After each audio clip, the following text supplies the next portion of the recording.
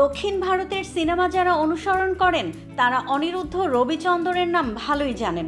তিনি নাকি এখন ভারতের সবচেয়ে বেশি আয় করা সঙ্গীত পরিচালক, এমনকি সিনেমা প্রতি তার পারিশ্রমিক AR রহমানের চেয়ে বেশি।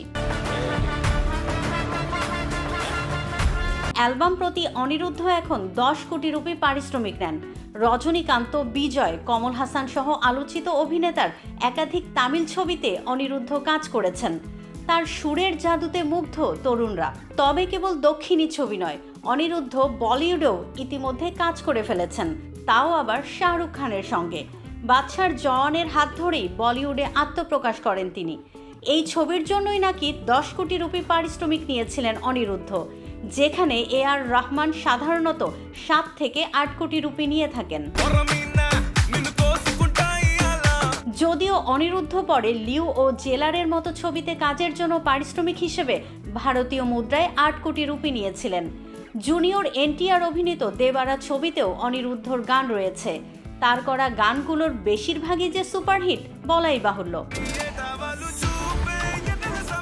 প্রীতম, বিশাল, শেখর সহ এই সময়ের অন্য সঙ্গীত পরিচালকের পারিশ্রমিক 5 কোটি রুপির কম। শ্রীকান্ত ওদেলা পরিচালিত ও নানি অভিনীত দ্য প্যারাডাইসের কাজ নিয়ে বর্তমানে ব্যস্ত অনিরুদ্ধ।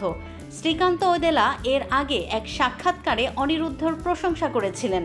তিনি বলেছিলেন, অনিরুদ্ধের আবহ সঙ্গীত অ্যাকশন দৃশ্যের তীব্রতা যোগ করেছে, না হলে এই মুহূর্তগুলো এতটা জমতো না। 2012 সালে ওয়াই দিস কোলাবেরি ডি গানের মাধ্যমে ব্যাপক পরিচিতি পান অনিরুদ্ধ। এরপর তাকে আর পেছনে ফিরে তাকাতে হয়নি। 34 বছর বয়সী এই সঙ্গীত পরিচালক অনেক দক্ষিণী নির্মাতার প্রথম পছন্দ।